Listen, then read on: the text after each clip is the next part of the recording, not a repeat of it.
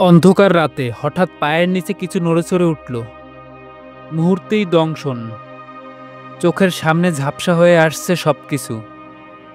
আপনি জানেন না, এটা হয়তো বিষধর সাপের ছোবল।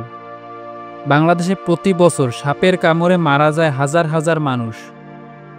আজ জানব আমাদের চারপাশে থাকা সেই ভয়ঙ্কর বিষধর সাপগুলো সম্পর্কে, আর সাপ কামড়ালে কিভাবে বাঁচানো যায় একটি প্রাণ। বাংলা 24 চ্যানেলে আপনি নতুন হলে অনুরোধ করব সাবস্ক্রাইব করে বেল আইকনে ক্লিক করুন। বাংলাদেশে প্রায় 90টিরও বেশি প্রজাতির সাপ পাওয়া যায়। তাদের মধ্যে অধিকাংশই নির্বিষ, কিন্তু প্রায় 7 থেকে 8টি সাপ অত্যন্ত বিষধর, যাদের কামড়ে মৃত্যু ঘটে কয়েক মিনিটের মধ্যেই। স্বাস্থ্য অধিদপ্তরের প্রতিবেদন বলছে, প্রতি বছর 4 লাখেরও বেশি মানুষ সাপের কামড়ে আক্রান্ত হন, আর তাদের মধ্যে মারা যান 7,500-এরও বেশি মানুষ। সবচেয়ে বেশি কামড়ের ঘটনা ঘটে গ্রামীণ এলাকায়, বিশেষ করে ধানক্ষেত, ঝোপঝাড়, খালবিল ও নদী তীরবর্তী অঞ্চলে।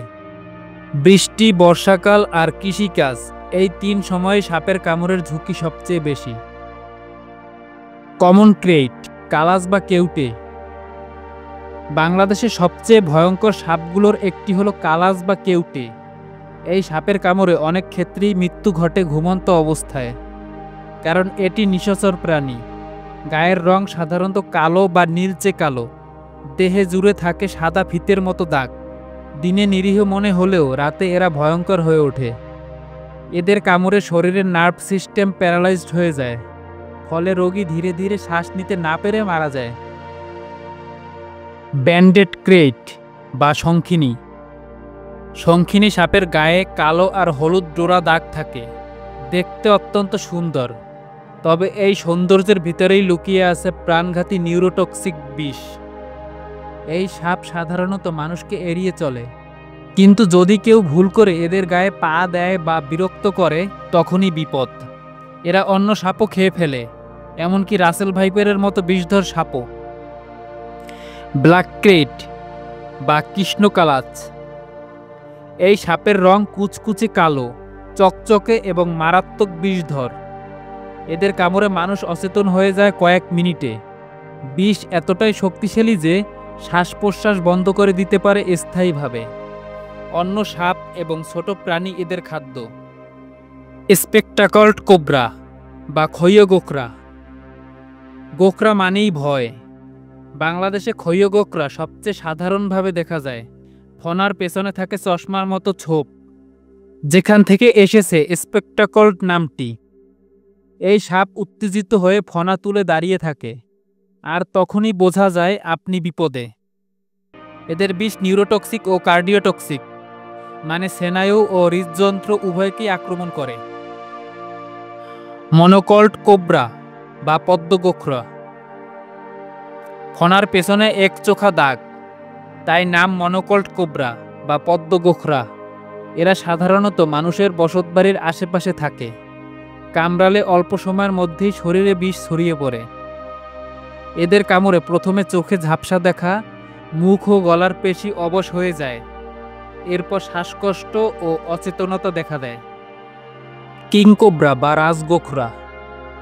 পৃথিবীর সবচেয়ে বড় বিষধর সাপ, দৈর্ঘ্য হতে পারে 18 ফুট পর্যন্ত। এক কামড়েই 20 জন মানুষকে মেরে ফেলতে পারে এর বিষ। তবে এই সাপ সাধারণত মানুষকে এড়িয়ে চলে। শান্ত প্রকৃতির হলেও যদি কেউ হুমকি দেয়, তখনই মারাত্মক হয়ে ওঠে। রাজগোখরার খাদ্য হলো অন্যান্য সাপ, তাই একে অনেকেই বলে সাপের রাজা।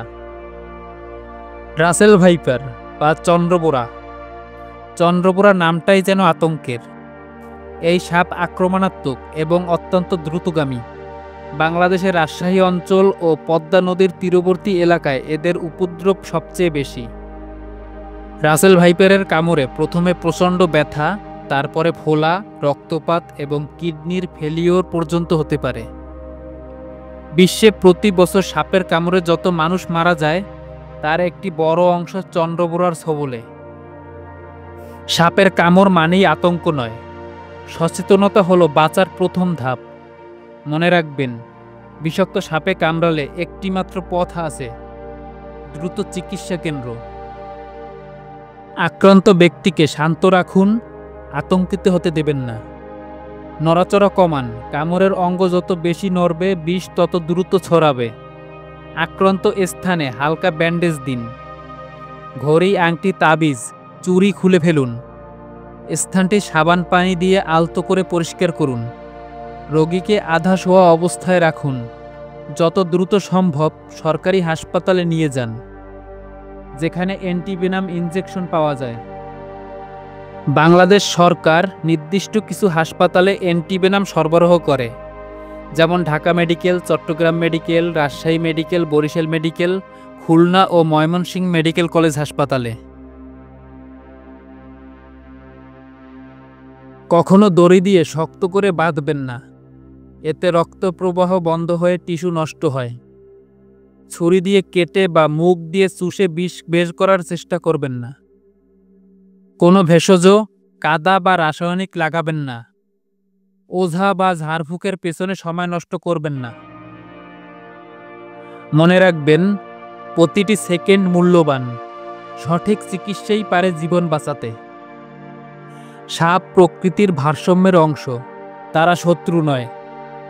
তাদের ভয় না পেয়ে সঠিক জ্ঞান অর্জন করাই আমাদের করণীয়।